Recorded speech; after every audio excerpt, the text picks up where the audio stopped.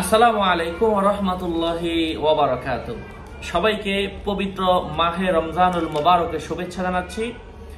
সাথে আছি আমি জুবায়ের ইমাম। আজকে আলোচনা করব যেসব কারণে রোজা শুরু করার পর তা ভেঙে ফেলার অনুমতি রয়েছে। আলোচনা বুঝতে সাথেই থাকবেন।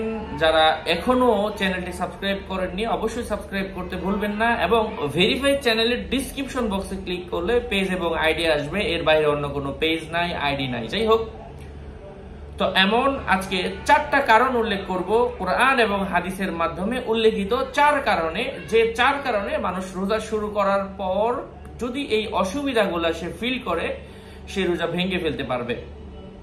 যদি এমন পিপাসা বা ক্ষুধা লাগে যাতে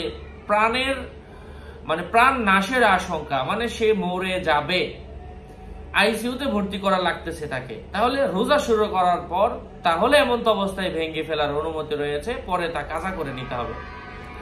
এটা হচ্ছে ওই যে আইসিইউতে ভর্তি হওয়ার অবস্থা। সচরাচর আমাদের যা হয় তা নয়, শরীর দুর্বল লাগা, শুয়ে থাকা, কথা বলতে ভালো লাগে না, কাজের মধ্যে স্পিড আসে না, আমাদের জন্য কিন্তু এটা না। কিন্তু যদি এমন কোন, দ্বিতীয়ত হচ্ছে যদি এমন কোন রোগ বা অবস্থা দেখা দেয় যে ওষুধ পত্র গ্রহণ না করলে জীবনের আশা ত্যাগ করতে হয়, তাহলে অনুরূপ মাসআলা, মানে তার ভেঙে ফেলার অনুমতি রয়েছে, মানে কন্টিনিউ করতেই হবে।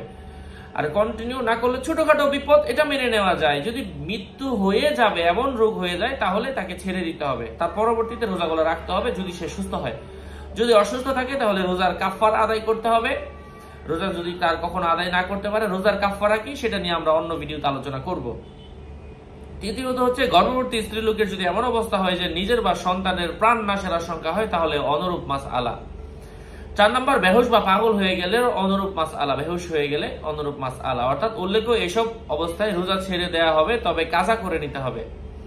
কেউ যদি অন্যকে দিয়ে কাজ করাতে পারে বা জীবিকা অর্জনের জন্য অন্য কোনো কাজ করতে পারে, তা সত্ত্বেও সে টাকার লোভে রোদে গিয়ে কাজ করলো এবং এই কারণে অনুরূপ পিপাসায় আক্রান্ত হলো, কিংবা বিনা অপারগতায় আগুনের কাছে যাওয়ার কারণে পিপাসা অনুভূত হলো, তাহলে তার জন্য রোজা ছাড়ার অনুমতি নেই। মহান আল্লাহ পাক আমাদেরকে বোঝার তৌফিক দান করেন। আরো আপডেট পেতে আমার সাথেই থাকবেন। সুস্থ থাকবেন, ভালো থাকবেন। আসসালামু আলাইকুম ওয়া রাহমাতুল্লাহি ওয়া বারাকাতুহু।